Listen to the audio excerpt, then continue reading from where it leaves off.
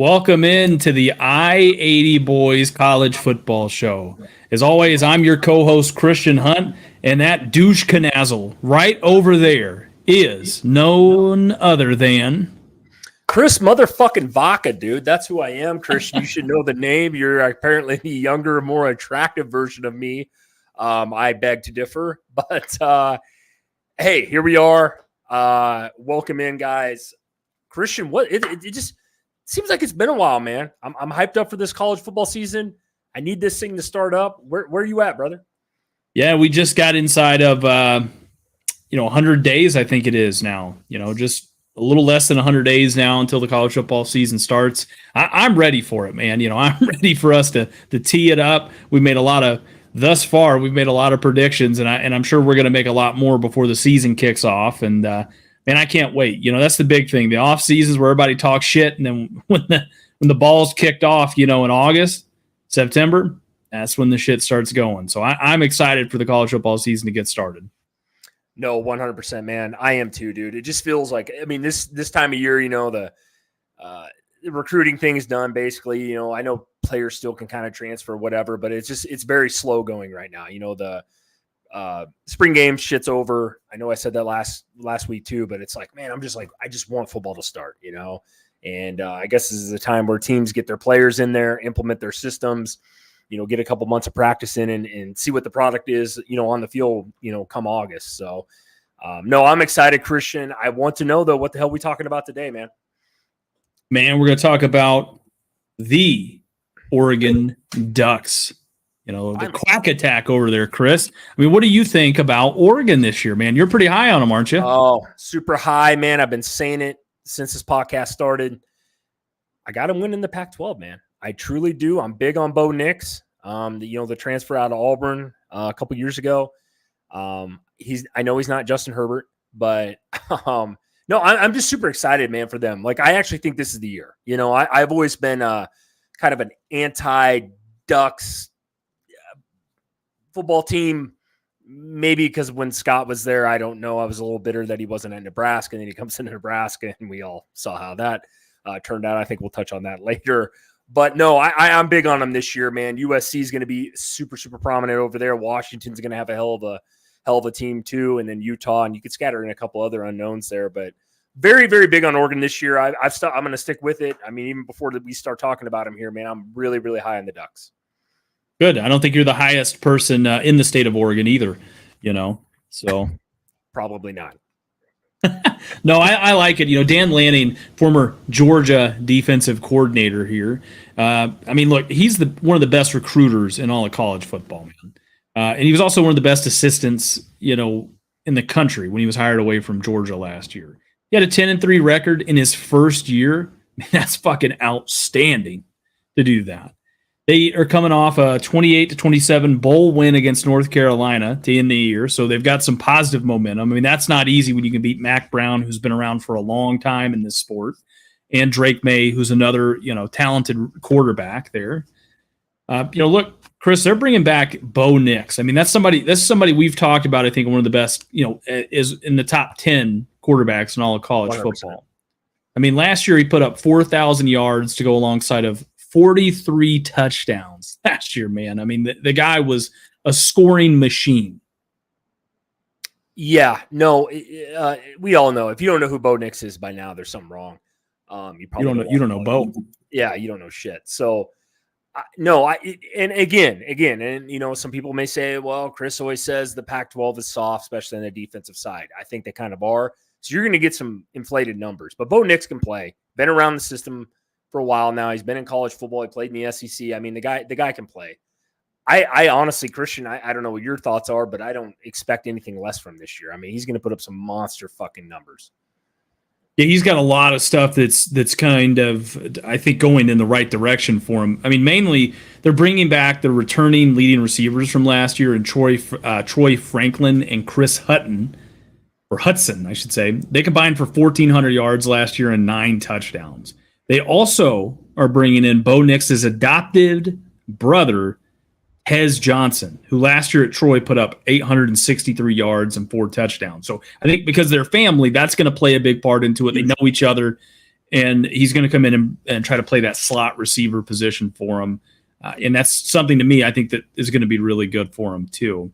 They also bring back their second leading touchdown receiver and tight end Terrence Ferguson as well. So, yeah, I say all of that to say this. Fantastic. That's setting up really well. And then you combine that with the running back room. Yeah, Bucky Irving, dude, kick and play. Absolutely. You get Bucky Irvin, Noah Whittington back. They combined for almost 2,400 yards and 14 touchdowns last year. I mean, this is, I'm a stat whore, as you like to say. I mean, this is my dream right here. Yeah, no, I mean, let's just throw it out there, Christian. I mean, we know Oregon's going to put up some points this year. They've been known for putting up points. I think Oregon's biggest downfall is always like when they play an Ohio State, when they play that out of conference team, right? Yeah, that's when they maybe get the break speed off them. But again, here we are, Pac-12. It's going to be shootouts most weeks. I think their defense is going to be fine. I think we'll touch on them here in a second, but it's their offense. When you bring back your quarterback, I'm big on that. Bring back your quarterback. You bring back his main weapons. You bring back freaking Bucky Irving, at running back. They're going to be good there. I'm not worried about their offense. It's the other side of the ball. If they against the USCs, against the Washingtons of the world, against the Utah want to run smash mouth fucking football at you, can you bend not break type of thing in the second half in a game like that? And we're going to get on with our predictions here. But, Christian, I actually think, like I said, I'm high on Oregon this year. A lot of it has to do with Bo Nix. I think their future there this year relies on that guy. If he plays really well like he did last year, they're going to be up there. They're going to be in the – I don't see why they don't win it, personally. Yeah, and this brings up a good question here. I think it's not really debatable. They're going to be one of the best offenses in college football this year, Chris. Do you think they have a potential to be a top 5 offense in college football? I do. And the reason why I say this is because of the Pac-12. I just don't see a lot of defense over there, Christian. I stand super, super high on that about the Pac-12. I'm not saying I know I'm going to piss some people off with that in that conference, Washington fans and all these people, but it's not that if Oregon was in the SEC, dude, or even the Big 10, it's just different. You know what I mean? It's different. It's more, to me, it's more coaching is so much better in those other two conferences overall. And it's just a style of play, the elements. Oregon is a very high octane, fast pace. We saw years ago what happened with Marcus Mariota. I know this is years ago, playing Auburn in the national title game. That whole, play every 30 seconds, you know what I mean? I'm just saying, like, it just, I don't know how I want to put it. It's not because I don't think that they, I think they're a better program now than they were then, essentially, but it's like, they're going to put up a fuck ton of numbers. They are. I mean, all you guys got to do is go back and look at the stats as far as conferences go, as far as points put up. The Pac-12 kills it every year. I mean, they put up a boatload of points. It's like a track meet. Christian, maybe you don't agree with me, and that's fine. But I feel that way about the Big 12 too. You know what I mean? Not a lot of defense being played in those two conferences. Yeah, I absolutely agree with you. I think that, again, I always am in favor of these SEC quarterbacks or Big 10 quarterbacks that transfer to the Big 12 or the Pac-12, and they step down in competition. I think a lot of times it actually works really well for them. But yeah, I mean, you're exactly right. I mean, the defense in the Pac-12, it seems like whoever has the best defense, and has an okay offense, as long as they can put up some points, they've got a good shot to win, to win their conference. So, I mean, we saw that last year, right? Right. No, but a perfect example of a team over there in the Pac-12 who I actually love is Utah. Mm-hmm. They don't do anything crazy on offense, but boy, they'll hit you in the mouth on defense. Stanford, Andrew Luck days back with their coach just retired. David Shaw. Yes, those guys were always tough for everybody, even though if they didn't have the most talent on the football field, offensively. They usually beat USC, or you know what I mean? They kind of shocked the world with some of those teams they'd beat. It's like, because they play fucking defense, Yeah. Yeah. I mean, you bring up defense, and that was something that we're going to get ready to transition into here. Last year they ranked 71st in total defense, but I think this year they're going to be much better. right? Because that's Lanning's specialty is defense. Yep. I think it always takes a year, 2 years to kind of recruit the right guys and to relay the system in and do everything you want to do to really instill that defensive toughness there. And they don't get me wrong, Oregon had some talented players too. They had one of the Sewell brothers. They had Christian Gonzalez, who just got drafted. So they have Kayvon Thibodeau. They have talent, at every position, it seems like. But it's just putting all of that together and, just hoping that when you do, like you said, play the Ohio States or the Alabamas of the world or the Georgias now, that you don't get boat race like they have, in the past. I think, and that starts with this, right? They finished ranked 123rd last year in team sacks. We have got to see that if they're going to be better. They have got to do much better than that. Yeah, no, you touched on it right there, and that's actually where I was going to go with this, because it's like, if Christian, this, yeah, if you're not putting pressure on the quarterback, I know this as a Nebraska fucking Cornhusker fan. Last year, I think we had like 5 sacks the whole year. I swear to God, if 4 of those probably were in the Iowa game at the end of the year. If you're not putting pressure on the quarterback, you're fucked. I mean, I don't care how good your secondary is. It could be Sauce Gardner out there with Darrell Revis and all those guys, and Ed Reed in the safety spot. If you're not, if they got to run receivers for 10 seconds, it don't work. I mean, and that's where I think Oregon's at. Like, you're gonna have to get some pressure. Kayvon Thibodeau isn't there anymore. He wasn't last year either. Like, they got to get some fucking pressure on the quarterback. And I've said it forever, Christian. That to me is the most important part of a defense. Those edge rushers, can that front guy get command a double team type of thing? And I think Oregon is going to be better this year. Would you say they finished 71st? I believe you said overall on defense last year. I think they can cut that in half. If they do that, they're winning the Pac-12, and that's where I'm putting my foot down.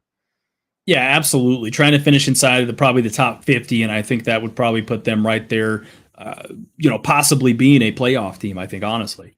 Right. Here's the thing too, though, Chris, and you kind of touched on it, the front seven. I'm all about the front seven here. They bring in one of the best defensive prospects, in defensive end, Jordan Birch from South Carolina, right? He was a Gamecock from South Carolina. Lanning was actually recruiting him heavily while at Georgia. It came down to Georgia and South Carolina. He committed to the Gamecocks and then ultimately entered the transfer portal this year, and Lanning landed him. So, here's the thing. Think Kayvon Thibodeau. Think, those really 5-star edge rusher kind of guys. This is what Jordan Birch is, right? So he can do that. Now you add him alongside of Brandon Dorlus, and last year he had 2.5 sacks. So we got to see that number go way up. And I think you can get it up. Again, you got to have somebody that can get after the quarterback, and maybe you won't be double teamed so much, and et cetera. Yeah, no, you touched on it perfectly. I don't think there's any way around it here. We know when you get, I don't care who you bring in, Lanning, whoever from Georgia's known about defense. And Georgia's that's their staple. Just look at the fucking Philadelphia Eagles, who happens just to be your team, just pulling everybody off that fucking Georgia squad on the defensive side the last couple of years in the NFL. He wants to establish something there on the defensive side of the ball. I think he knows that. I think it's been very well known that Oregon can play with anybody offensively, but can you solidify a defense on the side of the other side of the ball there? And I think they will, Christian. I do. I'm with you 100%. Front seven, I'm with you on that. I think we have the same outlook as far as defenses go, man. You got to be able to get pressure. You got guys at the linebacker position that can tackle, can move, get out there. They're going to be – I think they're going to be okay this year. I really do. He's going to be able to recruit some kids. We all know Oregon, right? I had to bring it up. Nike. I mean, they got that whole backing. They bring kids in. It's all about fashion these days. It's all about swag, all that cool stuff that kids talk about. Oregon has it. They've had it for a while now. I think they get a lot of kids because of that too. So if they can establish, any sort of defense this year, I mean, 71st isn't terrible, but it ain't good either. And I think they get to good. They're going to be really tough this year because of the other side of the ball where I mean, anybody that follows college football, I don't think anybody's saying Oregon's going to suck this year or they're not going to compete for that, Pac-12 title. No, I absolutely agree. They bring back one of their best tacklers from last year, and Jeffrey Basa, he was a linebacker, and they're also bringing in a very talented middle linebacker, an Iowa transfer, Justin Jacobs. That's a Nice. guy you're pretty familiar with, right? Yes. I know Yeah. I think he's played a lot. He didn't play so much last year, or didn't get a lot of opportunities, I don't think. But in years past, I know he's been able to kind of step up and play a little bit, so that's why I think transferred out. Secondary, again, they also bring in an extremely talented Alabama cornerback in Kyrie Jackson. I mean, I feel like I've heard his name a lot, in the SEC. So, again, it just comes down to playing time. A lot of these top programs that we're talking about, where some of these guys are transferring in and out of, they understand one concept and they utilize it, and that is you have to consistently be rotating guys in and out. Number one, to get more exposure, right, and to get them more playing time. And number two, so that way you've got depth, man. I mean, really and truly, I think that's such an important part of it. To me, go ahead, Chris. No, you go. Okay, I'll touch on it real quickly. You said it perfectly. I've been saying this for years. I talk to friends, family, my parents, people that really follow Nebraska football even too. It's like, if you don't have depth, you're screwed. I mean, Georgia is the perfect example of that. They lost people a couple years ago, right? When you guys won your first national title. Brought back a bunch of studs. Guess what they did? They repeated. You know what I mean? And those guys, obviously, on that defense last year, are all drafted in the first, second rounds. You need that depth. You need that guy behind you that can literally step in, and the production doesn't drop off. You know what I mean? It just doesn't, and that's where it's at. I've said that I mean, we're not talking about Nebraska now, but I'll use them for a perfect example because we have a lot of followers on this show that love Nebraska. It's they never have a backup. You know what I mean? They don't have anybody behind somebody if somebody does get hurt. And that's just huge, man. You need that fall off to be here, not here. And that's where I think Oregon's at. If they can keep building this program, and I think Lanning's going to do a great job with that, they're going to be more consistent. And both sides of the ball, both sides. Yeah, absolutely. I mean, I think the biggest thing is going to be with Christian Gonzalez jumping to the NFL, who's going to be that other cornerback to step up and take his place right there and put the clamps on people, Exactly. I mean, I think we know who it might be. It might be T. Bridges. I mean, he had 3 interceptions last year, so he's got a good shot there for you. So, yeah, I think that's, as far as my whole philosophy, my whole take on the Oregon Ducks, previewing it. I mean, that's about where I'm at, Chris. Anything else to add? I don't, man. I mean, unless we're going to run through what our predictions are as far as schedule goes. No, I like I said, I'm gonna keep my stance even after the spring game. They look pretty decent there as far as recruiting goes. They've had a nice year again there. Yeah, I'm all in on Oregon this year, Christian. Well, let's not dally with it. Let's jump into it here, Chris. What are your thoughts here? On their schedule, where do you got them at? Let's go. Portland State, Texas Tech, Hawaii, Colorado. That's a 4-0 right there off the rip. Stanford, not too not that I mean, Stanford always to me is just a different type of school, but they're going to win that one. There's your one on October 14th. That'll be a game day type of game here. If both teams are undefeated, which they probably should be up into that point. It is at Washington. I am going to take Oregon here simply off of the head coach. I think they got a better head coach. I really, truly do. We'll move on. Washington State. Utah will be a fucking tough game at Utah, especially Christian. You know how it is over there with the Utes. Cal, not overly worried about them. There's that USC game. There's the other one. I have Oregon, and this is going to sound crazy, but maybe not crazy, but what we got, 2, 4, 6, 8, 10, 12. I have Oregon going 11-1. And it's either a loss to USC at the end of the year there, and or probably just, I think, one, or Washington. That's my prediction, but I think they win the Pac-12. Put my foot down. I want to hear your thoughts here. You are the stat whore. You are the better-looking version of me, apparently. I want to hear your fucking thoughts. What do you got? Let me learn you something here. So, obviously, we don't talk about, these predictions or anything like that before we get on here and do. We want to kind of have it be a surprise. So when you tell me your predictions, I'm just as shocked as when I tell you mine. I've got them going 10-2, Chris. Yeah, of course you fucking do. I've got them going 10-2. I've got them. Who's your 2 losses?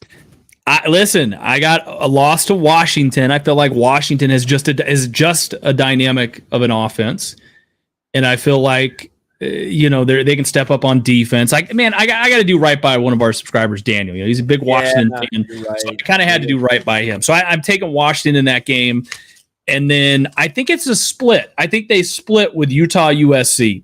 I could see them losing the Utah game and then coming out and beating USC in a late game. Or I could see them winning the Utah game or losing a late game to USC. So that to me is where I think they're at. I mean, there's a couple of pitfalls in here. Again, potentially you've got Oregon State, right? They got the Clemson. I'm not even going to try to say that kid's name, but you know where I'm saying. They got the Clemson quarterback over at Oregon State, right? Yes. You've got Texas Tech last year, dude. Yeah. Was a fucking tough team to play. I mean, they were taking teams to triple overtime, and you would have thought Patrick Mahomes was back there slicing motherfuckers up. I mean, so I don't know. There's a couple of pitfalls throughout this schedule, but I think if they do what they're supposed to do and they bring that Georgia-like energy, really, again, the only teams I could really see giving them trouble is going to be Washington, Utah, or USC. I think, again, Washington beats them, and then they split the other two games. Not so fast, my friend. I guess I feel like you're like bitch slapping me here with this. Like, you truly think Oregon bringing people back? Washington, I know is a tough game. I understand that. I get it. They got Michael Penix back. They got all this. They got all the pieces too. I guess how I want to answer this though, you really think Utah? I mean, even though I know they play a different style of ball as far as the Pac-12 goes, and they bring back quite a few people too. You don't feel that Oregon, if they roll into that game after beating Washington, being like what 8-0, you don't feel that. You think they're okay, so they lose that game, and then they're going to turn around and lose to USC, who I know you're just the biggest Lincoln Riley fan ever. You've been harping on them all year, and then you think they take an L there too? Listen, first of all, that's what my family calls me now. They just call me that bitch out west, right? I'm not that big of a Lincoln Riley fan, to clarify it. But no, here's the reality of it, man. I think Utah has been one of the most consistent programs in the entire Pac-12, over the last 2 decades. They have been. They have. You're not wrong about that. But so it's hard for me to go against them. Yes, they lose players they're like Georgia. They lose players every year. But they've got like Georgia, a fucking super senior quarterback in Cam Rising coming back, who's played a ton of football.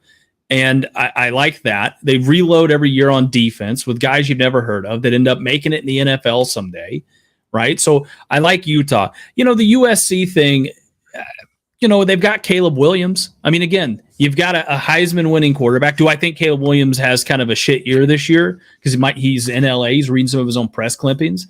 Yeah, I could see it. Like I said, I've said that on here. I'm not going to go away from that.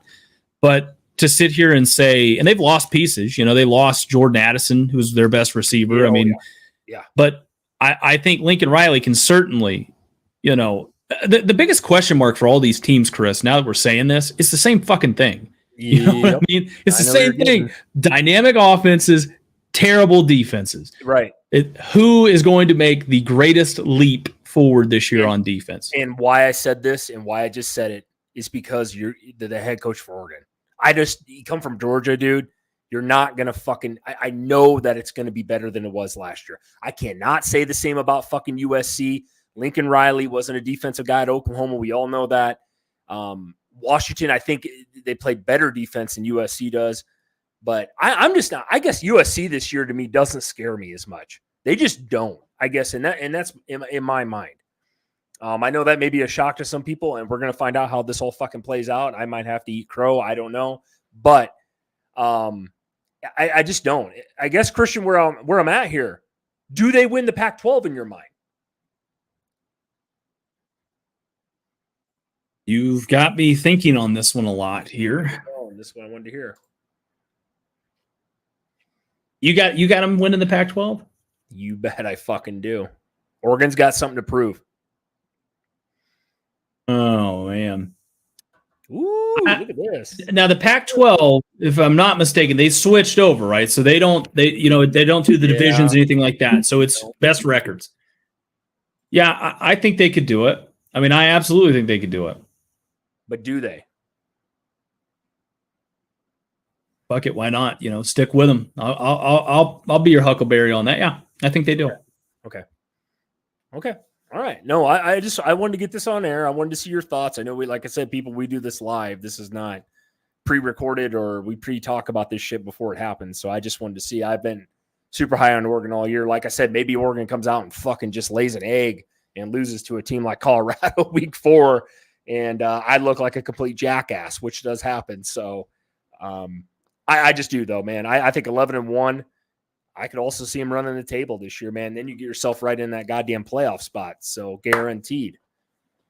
Well, I think, and here's what I'll say too. Look, I'm probably shifting gears heavily on my take on Florida State, and we know that. Same way you talked about Alabama, right? And the same way, I probably unintentionally disrespected Oregon. And then when I started digging in and started really looking at this, man, Oregon, I think they've got a fantastic shot at winning the they've got a fantastic shot at winning the Pac-12, getting back to the playoffs. Do I think that they do much when they get in the playoffs? It's a different story. Yeah, we're not going there. I'll stay away from that. I mean, this isn't a prediction of saying does Oregon get to the Final Four. No, I don't know that. Did they have a good chance to? I think they do, but I do think they win the Pac-12 though. I really truly do. I'm going to put some money down over there in Vegas for Oregon this year. So I will put my money. You know what's funny, Christian? Go a little off topic here. You like to bet. You're a betting man, like me. Yeah. You want to know if people are like full of bullshit or actually real about what they say? You'll put your money where your mouth is. You know what I mean? I learned that over the years. I like that. I like that a lot. Listen, just like they've got the same odds as I've got it beating you in this 40-yard dash that we've got coming up. Oh my God. Pretty fucking good, son. We run that side by side just to see how bad you beat me. I'm going to make you look like Rich Eisen. I'm going to be like your boy DK Metcalf out here, okay? That's the funniest shit I've heard this week. Good stuff, Chris. I appreciate the laugh, though. Thank you, though. Rich Eisen. Rich fucking Eisen. Wow. Damn right, son. 20 years older than me, dude, too. I might show up in a suit and still blaze past you. That's going to be a big fucking suit. They make those tailor-made for you, for guys your size? Yeah, I think you have to go, what is that store? What do they call that? The Big and Tall or whatever? Yeah, DXL or some shit like that. You know what I mean? Fucking large and in charge. Yeah, something like that. I think they're going to have to manufacture a fucking like tablecloth, in order to make the suit, dude. I got a bed sheet there if you want. It's probably not big enough, dude. I might need like fucking California King out here. Well, that's actually what we have for a bed, me and the girlfriend. Oh, shit. So like if you want one of those, like I think we just switched it up. I mean, if you want one, I can mail it to you if you want me to. Well, listen, I'm not going to any toga parties anytime soon, but if I do, you'll be the first one to get a call here. I fucking love it. Fucking geriatric fuck. All right. Yeah. Anyways, let's get into your favorite topic here. The hot take segment. Okay, well, let's not do that again. Yeah. The hot take segment, son. All right. Chris, Nebraska wins the Big 10 West. Your team, your thoughts. God, you fucking put me on the spot with this. I'm a Nebraska fan, diehard. No. I fucking hate saying this because I love Nebraska so much. No, I think we the schedule for us this year is pretty pud for the most part. Michigan's will be, we're not going to beat Michigan, who I'm very, very, very fucking high on this year. But I got to put my money where my mouth is. I think we lose a game or two, and I think it's earlier in the season that I don't like. Is Wisconsin going to compete? They got a new coach. I think they're looking to they're kind of doing the same thing we are. I'm sure they got expectations as well. Iowa, I never write them off. The Minnesota game scares the fuck out of me. I know a lot of people. I brought this up outside of the pod with people, and people are like, "Oh, we're rolling Minnesota," and it's like they always play us tough. They beat us the majority of the time the last 5 years, man. So we got Colorado week 2. I know Colorado's been a laughing. Either you're like a laughing, like you laugh the fuck out of them, or you're a Deion Sanders dick rider and you think they're going 11-1. That game worries me a little bit, Christian. Man, I just don't. I think there's a sleeper team. It is the West. This isn't the other side where there's Penn State, Ohio State, or Michigan, where you could really put your money down on one of those three teams. I don't know where the losses kind of come from. I know Michigan. I don't see us beating them. They bring a lot of people back. Blake Corum, JJ McCarthy, all those guys. I just don't. I know they're on the other side, so it doesn't really matter. But I just don't. I don't see it happening, Christian. I want to know your thoughts. I think I know where you're going here. I pray that you're right. I'm going to take, and I've said this, I think several times now, and I will stand by this and I will die by this. And by God, if we had fucking Kool-Aid in this house and I was drinking something other than the low carb diet that I'm on, I would fucking drink it right now. And that is, let's look at the schedule here. Minnesota. Yeah, you play them at Minnesota. PJ Fleck, tough coach. Listen, it's a game you should win, right? You bring Rule in. I mean, he knows what he's got here. I'm going to take them. Colorado, we've talked about them a lot on this program. I think, again, just looking at it, and they're continuing to recruit, and we know they've had a major roster overhaul. I think that, again, second game of the year, even at Colorado, I think it'll probably be a close game, but I really think Nebraska will still beat them. Then you get into, again, Georgia Southern territory here because you're playing Northern Illinois, Louisiana Tech. I'm still going to take them over them. So, again, you're 4-0 leading up to Michigan. I think Michigan wins that game. That's a really tough game to play, even though it's at home. I could mention, hey, a couple years ago, you guys had a one-possession loss to Michigan, and it wasn't that long ago. One-possession loss against about 8 teams that year that we lost to. Facts. But anyways, then you look at the rest of the schedule. You got Illinois. It's at Illinois. Brett Bielema's a hell of a coach. Again, Nebraska should beat them. Northwestern should beat them. Purdue, they've got a new coach, a new program over there. That should be a win. Michigan State, Michigan State. That's kind of last 2 teams though. Okay, here's my thing, right? So Michigan State, Maryland, all those things are kind of, that's kind of a crapshoot there. But look, Wisconsin, I watched their spring game, dude. Their offense looks fucking terrible. No, I agree. And I know, and people are going to jump in here and say, well, their defense has been, I understand that. But let me explain something to you. When your quarterback throws a go route and it hits the cornerback in stride, that's not exact. That no. To me says, hey, we miss Graham Mertz right now, motherfucker. That's what that tells me. Which is saying a lot, by the way. I'm with you to interject on this. No, I'm not saying Wisconsin is the end all be all over here on the West.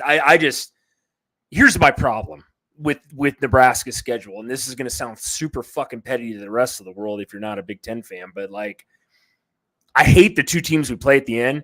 I'm a big component of you're a different team. Like when you start the season, you're usually a way different team at the end of the season. Either you get better or you get worse. Yeah. Both those 2 teams, I think, will be better. I think we will be too. That's why I think they're going to be very tough for us going at Wisconsin. Iowa's always, I don't give a fuck. Iowa pisses me off because they're right down the border here.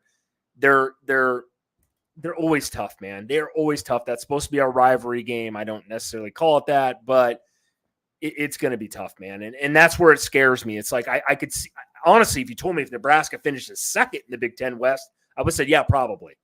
I just feel like we're going to either trip up or something.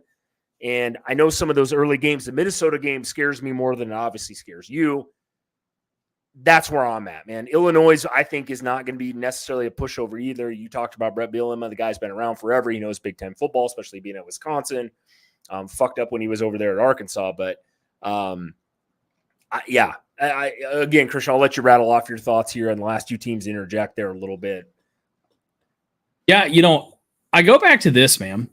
I'm going to throw out sort of another hot take within a hot take here. It's like fucking, what's that movie, Inception? I believe wholeheartedly between Wisconsin, Iowa, and Nebraska. I think Nebraska over the last couple of years I think they've been the better team out of all those teams. I think they were the worst coach team, and I think that was reflected. Now, why I say that is because I believe you could have hired a Pee-wee football coach to come in and take over the University of Nebraska, and they probably would have had better success than the last 4 years under the Scott Frost tenure. Okay, because of the alleged rumors and allegations, again, alleged, right? If half of that shit is true, it's amazing they won any games. I love arguing with you, but I would double down what you just said. No, it's been a fucking train wreck. Yeah, the shit he was doing. I mean, I'm in Lincoln. No, you're right. They would have been better off with no coach as a head coach last year, especially. I mean, just the way that season played out. Been rough as a Nebraska fan, man. I think that's why we're all so hyped up about Matt Rule, who I've had to kind of change my opinion about, obviously, over the course of this show. But no, you're right. I agree with you. I think they have been, to answer your question, have been probably the better team. They definitely had the most talent. But, Christian, you know where it falls in what you just said. You can have the most talented team in the world. You got to have a head coach. Great players have great coaches. I mean, that's where it comes down to. And I'm with you 100%, man. And I hope to God, Christian, I'll end it here with my take on this is that I'm with you, man. I hope to God you're fucking right, man. I don't know what I'd do if we won a West and we're playing for a Big Ten title this year, under a first-year coach and Matt Rule over here. Yeah, I've got some more. I got a little more that I'm going to kind of go here, so I'm going to keep going here. But Rule, and I said this, by the way, before the spring game ever took place. I mean, he is a guy that he believes in, right? Is the ideal prototype for what he wants to do, and that's Jeff Sims, right? He wants to run that RPO style offense, and I think Sims can do that really, really well. And I don't think he's scared to run the ball down your throat either. I mean, Jeff Sims and Matt Rule. I do not think that Jeff Sims is scared to run the football, and I don't think that Rule is scared to sit there and win a dirty game in the Big 12, man, by running the ball, 30, 40 times in a game. I don't think that's even remotely scares him. I think the problem, and this is something we've touched on, it comes back to defense, right? And that's, after watching the spring game, I mean, it was obvious that the defenders, when they got in open space, they didn't look lost like they did last year. They weren't getting their ankles broken and people weren't slipping off tackles. The tackling was much better. Guys were swarming to the ball, and that's something that's huge, right? It wasn't just like, oh my God, a guy hits his head on the goalpost and nobody's anywhere near to be found there, because we're running 3 defensive linemen and trying to get after the quarterback, and it's 2nd and 5, and then somebody hits a 50-yard touchdown run, right? They looked much better, in the spring game. And I know people are going to jump in and say, well, it's a spring game, maybe the offense. No, trust me. The offense looked good and the defense bowed up and did what it needed to do at times, and I like that. No, 100%. You touched on the spring game a little bit. I'm not one to put a ton of props on spring games, but no, they did. Jeff Sims looked. That was the biggest surprise to me out of the whole spring game. I said that several times since since the spring game was done. Is that he looked amazing, dude? And there's a reason why Casey Thompson said, "Yeah, you know what? Fuck that. I ain't playing it." Like this kid's gonna run that offense. I mean, that's the RPO style offense. That's what we want to see. That's what Rule wants to run. And Jeff Sims is the perfect fit for that offense, Christian. I mean, what surprised me the most was the way he threw the football, man. He probably threw the ball 5-6 times, fucking on a rope. I didn't know he could do that. I watched him play at Georgia Tech. He didn't throw the ball much there when he was there, but impressed me personally. I was like, damn, okay, this kid can throw the football. We all know he can run it. I'm not worried about his athleticism or anything like that. But no, overall spring game looked great for Nebraska. I'm with you on that. Like, defense looked good. They rotated in a lot of people. We could say that about any team. I know everybody's gonna jump on here. Well, Colorado rotated people. Yeah, Colorado was a fucking track meet. That was all set up. But overall, no, you're exactly right, man. I hope you're right, Christian, overall with this. I hope to God they fucking win it. I think they're going to be right in the mix at the end of the year there. In those last 2 games, I think will be the determining factor. Yeah, the buddy looked like Uncle Rico back there slinging the ball. I mean, I was that impressed with him. I'm giving him the highest compliment. Chris, I'm going to end it with I'm going to end it with this. I'm going to kind of say this here. Think about it. Between Iowa, Wisconsin, Purdue, and Nebraska, the Skurs haven't been relevant for so long that statistically speaking, they have to be due for a good year. And I think that's this year. I think it's this year. It's, to me, it's like the stock market / housing market, right? We know it's going to crash, but when is it going to crash? When is Nebraska going to be good? Damn it. Can't disagree with that. No, I just don't. Would it surprise you, Christian, if I'll throw a hypothetical in here, play devil's advocate? Mm-hmm. Would it surprise you if Wisconsin wins it? Would that shock, like, holy shit, I didn't see that coming type of shock? Would you, with a new coach, we all know who that is, would that surprise you? No, I mean, I don't think that would ultimately surprise me. Just because, I mean, kind of like we talked about a little bit ago with the Pac-12, I feel like the Big Ten West is kind of one of those divisions in football where anybody can win it. I mean, literally anybody can win it. So, could Iowa or Wisconsin come out this year and absolutely just, dominate and then go get boat raced by Michigan or Ohio State in the Big Ten championship game? And again, I just want to clarify that. We're not saying that whoever wins the Big Ten West is going to end up winning the Big Ten. I think if you put Penn State, if they ended up crossing the tower there, I think they'd probably end up winning the damn thing every year. I mean, honestly. But I do think that, I think it's one of those things where they're kind of a triage of rivals there between Wisconsin, Iowa, and Purdue, where, you don't have to win all of those games, right? Because it's kind of like who can survive the most. And like I said, I like Rule and I like Nebraska because, again, I think you look at a couple of years ago, they weren't that bad. You put them in sort of last year. And when I say a couple of years ago, by the way, I mean that 3-9 team, right, that had like the most fucking one possession losses, right? That's what I'm saying. I mean, they held a lot of really good teams and they were in position there. And then, it was offense was the problem, not defense, right? And then last year, it was like a flip-flop of it. It was like they were on a sinking ship, like the fucking Titanic, and every time they covered one, leaking hole, another one sprang up over there. So I think you get somebody that's stable and you put them in place and you've got that infrastructure that's already there and you can actually build upon it. And Rule has done that. He's proven that he's done that. He made it to the league, and obviously that didn't work out. But like I said, man, I think he's in the best spot because Wisconsin and Iowa's offense, both of them, have looked like absolute dog shit over the last couple of years. You summed it up best right there, Christian. I don't have a lot to add to that, honestly. No, I agree, man. I'm with you on the triage of teams, and it's kind of like who can survive the longest. My big hurdle with Nebraska, talking about them, is can you beat Minnesota off the rip?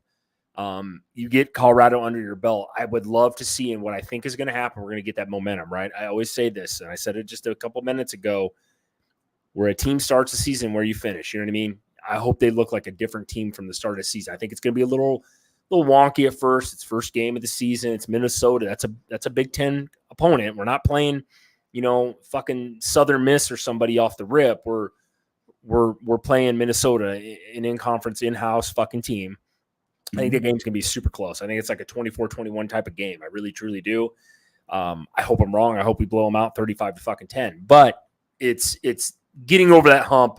If we're there, like you asked me, like week 3, week 4, Christian, like we're in there and we look relatively good, then I'd be like, okay, all right, maybe the West is there. I just don't know that off the rip. I mean, that's where Colorado's going to have a ton of hype. We all know that. They're going to obviously lose to TCU week 1, but God, it's Nebraska, Colorado, and that's honestly my true rivalry. If you're as old as I am, as you call me a geriatric fuck, I've been around a while. So that's where I'm a little bit at with this season in just the schedule with Nebraska. So no, what you said is 100% correct. I hope that you're 100% right. This is the year for us on the top of the stock market. And yeah, by the way, we definitely did not say Nebraska's winning the Big Ten this year. Okay, we're not saying that. We're just saying the West. I'll leave it there. Chris, I want to ask you one more thing before we sign off here. Just to stick in with this. Yeah. As a Nebraska fan, and this goes back to what we talked about earlier. Would you trade short-term success this year for long-term, success? Like what I mean by that is, let's say you get 3 games into this, 4 games into this, and you're undefeated, right? But you're not rotating a lot of guys at all. And so it's kind of the same thing where you're undefeated, the team's looking good, but it's the same, but only so many guys are playing, right? Whereas, and then obviously you have an okay year this year, and then next year a lot of those guys graduate and are out of the program, and then you kind of have to start all over again with a whole new crop of guys, which you do, but you lose a bunch of guys, and this is really pivotal, I think, would be for a second year coach, versus maybe you lose 1 or 2 games this year to start the season off, and then you kind of say, you know what, let's just start rotating guys in. We're not making the playoffs. I don't care about that. Let's just start rotating guys in and getting them as much playing time as we possibly can, and so we can have some depth. The second part of that. Yeah. I'm Nebraska fans, if you're as old as I am, or even a little younger, and then definitely older than me, I'm 38, but I want to be back to being relevant. I don't want just 1 year and let's say we go fucking 11-1 or some stupid shit, and we barely lose in the Big 10 title game or something like that, right? And we play for a high-end bowl and we probably get beat. That's a crazy good year for us, right? I would take that in a heartbeat, right? But then if it means the next year I got to rebuild and maybe rebuild the next year, no. I want to get it. I think Rule's going to get figured out, and I want him to be here for a while. I want to sustain some excellence over here. I really, truly do. I want to compete for what you just put on the bottom of the fucking screen there every fucking year. That's what I want. Because we couldn't say that last year. We were hoping for it, but there's a big difference between hope and actually doing something. The year before that, the 3-9 fucking year, the best 3-9 team ever. I hate hearing that. It's fucking bullshit.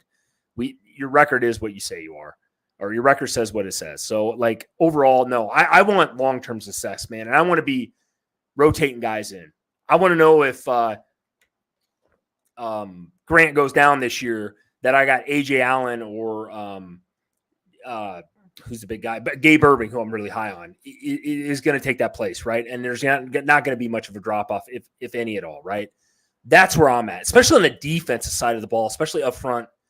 That's what I want, Christian. If we go 0-2 starting the season, were we really going to do anything this year as far as, like, I mean, there are people in Nebraska that think Nebraska is going to be, in the fucking playoff, which is just asinine to me. I've heard that, trust me. I'm like, wow, I don't know what planet you guys are living on. That would be cool. I hope you're right.